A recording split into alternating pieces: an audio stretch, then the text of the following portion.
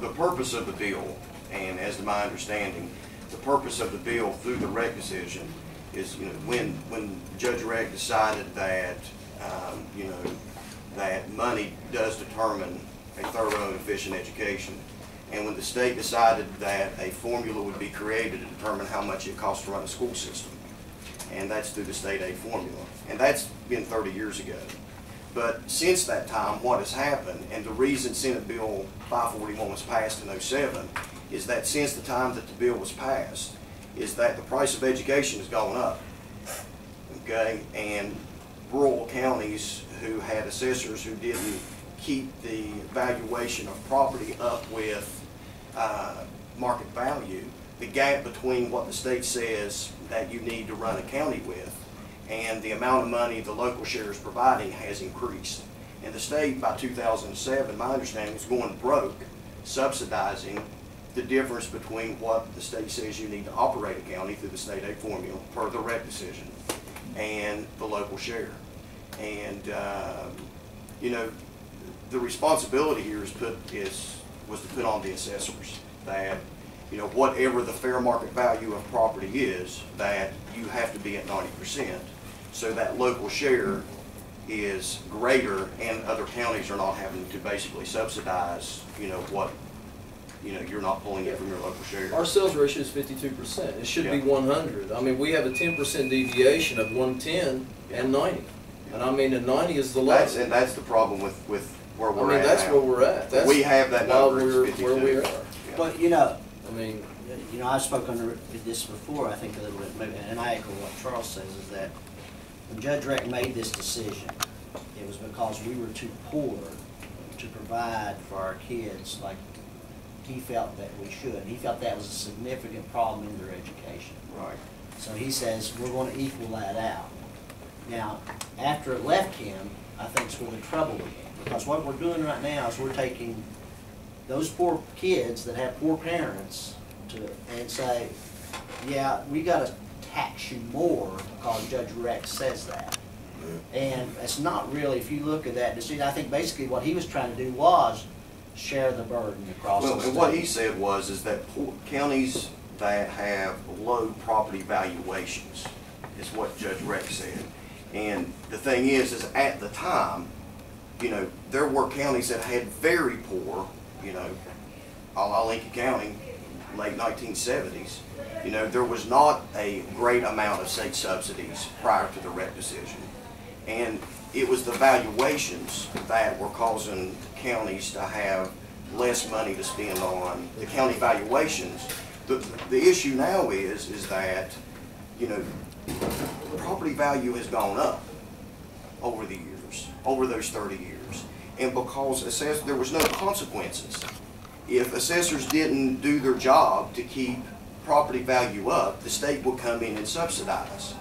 And the gap has just gotten too big for the state to afford. It's like a car in 1975. If you buy a Buick in 1975 and you buy a Buick now, your price difference is $38,000. And the issue is being able to, the state wants us to be at 90% of market value.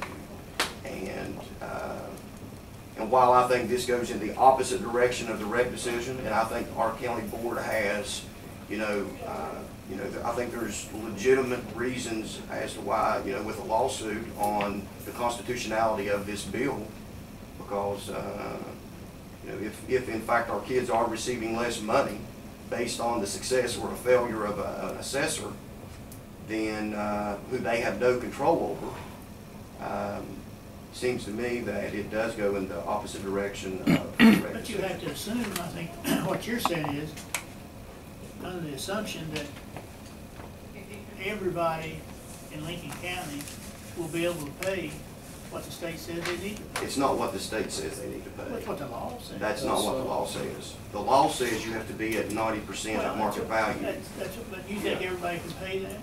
90% of market value. You think they can pay that? I can't assume what everybody can pay, but what I can tell you is it is state law. Well, and we've been, what I said, you said it wasn't, but I said what was state law was that the state doesn't tell you how much you have to pay. They tell you how much you have to be at market value. The free market determines what market value is. Capitalism determines Yeah. market value. There's nobody coming in and saying, the state is, they're just telling you that you have to use comps to determine what market value is. That's what's not been done. Well, you know, and I think you made a point that as far as the cost of education and things of that nature, and with the, to me, this all, if you look at the school building authority and them closing these high schools down so they can be more efficient, they can be run cheaper and things of that nature, was based on a false premise.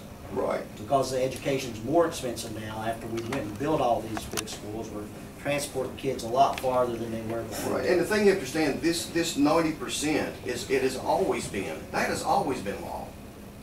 The thing is, there's just never been any consequence to it, you know, until And 2007. maybe Right, the reason it hasn't been is because some people out there view things in a more humanistic manner, and they say, well, I don't know where my people can afford to pay more. Whether they can or not, I don't know. but in the end, Charles, what happens is somebody pays. Whether, I mean, somebody's going to pay.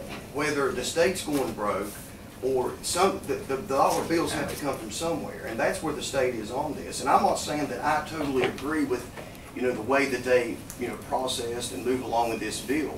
You know, and we had 7 years there. You know, the state gave ample opportunity to get property valuations at that 90% benchmark. And what happened is that wasn't done. And now we're faced with a situation, exactly what they didn't want to happen, is to in 1 year bring property valuations to from 52 to 90%. I understand all that, and I understand that there hasn't been done in a progressive manner. But at the same time, if you're sitting out here looking across the dinner table and you say, well, in 07, 08, 09, 10, it wasn't up there, so the people who are out here, the taxpayers, well, they didn't have to pay that. Well, you maybe look at, well, you may have saved them money. Now they may have to pay it, whether they can afford it or not. That's the question none of us know. But I think it's a tough issue that nobody has a true answer to, because the easy answer is, well, let's get to 90% or better and just let the chips fall where they may. And I'm just concerned that the chips may fall on people who may lose their homes. Chips are going to fall, and that's why I brought this to the attention of the public and commission, is that the chips would have fallen a lot more gently had we done this in 07. I understand what you're saying. Yeah, and the thing is that you can't ignore, I mean, it's state law. You know, and the thing is that, you know, you didn't create the law, you know, legislators created the law. And there were amendments to, you know, make the law more appealing to the taxpayer in terms of giving more time, but it never went through. Well, So, the assessors would not have got the reprieve that they did in 210 if there had not been a conscientious concern by assessors and those people who received the message that gave that reprieve.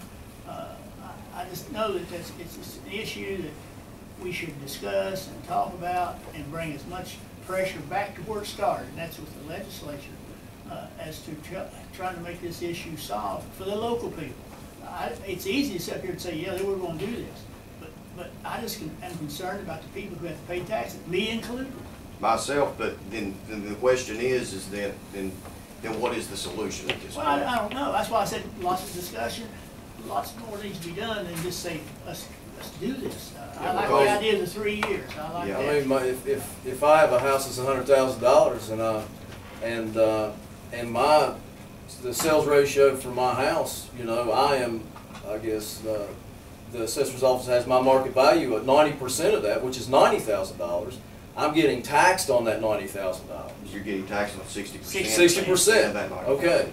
But August, if you right. don't have that in the books at $90,000, let's say you have it in the books at $30,000. Okay, now we're getting taxed. We're getting what, 60% of that $30,000. That's exactly. That's the issue. Yeah. I mean, it's not whether, you know, somebody's rich, poor, or whatever. It's the fact that we have, you know, we don't have that lined up. We have people that have homes that have, you know, and we have certain people who are paying their fair share of taxes. But we also have certain people who are not. And that's where it's at. And the state wants to be equitable and fair in the process. Uniform and equitable. Meaning that, you know, if everybody is at minimum of 90% of what their properties are worth, then you are uniform and equitable in your process in terms of assigning a value to a property. The problem is in Lincoln County is that we are not uniform and equitable in our previous assessments. That's why we are in a situation that we're in. Our assessments are not close to being uniform and equitable. And you know, we can debate all day as to, you know, how we got here, but the issue is how we're going to pick ourselves by our bootstraps and get out of this, because it's a mess. And for anybody to deny that or not believe that the school board is not in a serious danger of taking financial cuts because of what has not happened is a fool. And I can't give the information until I have been certified, but I'm telling you, it is significant. And the devastation that is going to happen here is going to be significant. Well, I think it's important, you know, anytime we look at these things, that we know the history of it, which I think it's been quite obvious, the history. But it's time to go forward.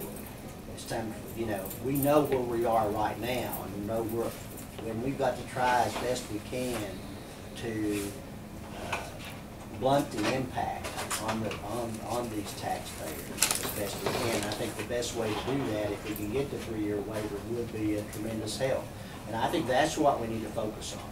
We need to focus on going forward, trying to get this thing resolved. Just like you said, you know, pick yourself up by your bootstraps and go forward. Solutions is what we want, you know. You know, I've been in cases as a doctor where the doctor before me really messed up. But that doesn't help my patient to sit there and tell him, you know, that doctor really messed up. What I want to do is say, I'm going to take care of you. I'll make you better. I'll get you somebody that can make you better. And I think that's the way we need to address these kind of things. You know, there's nothing you could have done about what went on before. And you know, it's a situation where you can either sit there and let that patient get worse, you know, or I can help them. And that's what we want to do. We want to help our taxpayers as best we can. We want to conform as best we can to what things are being brought down upon us. And I think that's the direction that this commission will go. And I appreciate the work you've done. I think we are very, you know, we are educated as far as where we are, which I praise you for that, because I know more about it than I did before, and I'm sure most of the people in the communities know more about it. But we've got to figure out how best we can help these taxpayers and how best we can conform to what we're required to be conforming to. So I do appreciate what you're doing, and I'm sure we'll do everything we can to try to help you get where we need to be. Because I don't think any of us want to see our school system take cuts. I don't think any of us want to see people pay more taxes than they're supposed to. But then again, you have to pay the taxes you're supposed to. And for us to know that, to me, seems like, you know, we need better values for these properties and go from that point forward. So, like I say, I really thank you for the information you brought to the public and to the Board of Education and to us. And we need to take that information and follow your lead on what you think's best to do. And that's what we'll do. And that's the way we solve things. And this is a very hard thing to solve. You know, it's just like that patient I was talking about. I may be able to help them. I may not be able to help them as much as I want to, but I will help them some. You know, I will make things better for them. And that's what we've got to do is make things better. And the last thing I want to say, and the reason that I approached the commission, and the reason that, you know, I'm keeping you abreast on what's going on is because I have been told by the state how significant this could be. And, you know, I requested an audit back in February. I wanted an audit. I finally got the audit on June 6th. And 30 minutes into the audit, you know, Ms. Dangerfield's talking about us not being in compliance with Senate Bill 541. So, you know, this is, you know, it's here. It's, you know, and we're going to have to find a way, if we don't get that 3-year waiver, you know, every single day gets us a day closer to January 31st. And we may have to take extreme measures, but ultimately we have to decide, if we do not get the 3-year waiver, we have to make a decision. Do we let our school board take this significant cut, or do we put that burden on the taxpayer? Because the state is, or do we file a lawsuit on the constitutionality of the bill? That's our 3 options. And, you know, everything else is state law. Is there any other counties that have brought up filing a lawsuit? I think we're a little ahead of the curve here. I mean, we are, you know, as far as I've been told, that, you know, I am the first county that, and I don't know how many counties are in violation, and you know, the report came out, the chart was in the journal, and, you know, it showed that Lincoln County had been in violation for 2 years, but the thing it didn't show was the depth of the violation Lincoln County had been in. But, you know, they are right now on the cutting edge of extracting these numbers, something that they've never had to do before. So, yeah. Well, that's the key, is get the numbers, you know, once we know, then we know exactly what we're doing. Yeah, because, I mean, I just question all the, I don't want to do anything, you know, it hurts the school system. I mean, that's the bedrock of every community. And, we have to do everything we can to have a good school system, a better school system than we even have. But it's one of those issues that certainly I don't want to, Dr. Ray said it very well. I just want more dialogue, just sit with any way we can, but let's don't let the patient get sick. Anything else, guys? If not, I'll entertain a motion to adjourn till the special session next Thursday. I move. Is there a second? This Thursday? Next Thursday. Yeah, I see. Thank you. We stand adjourned.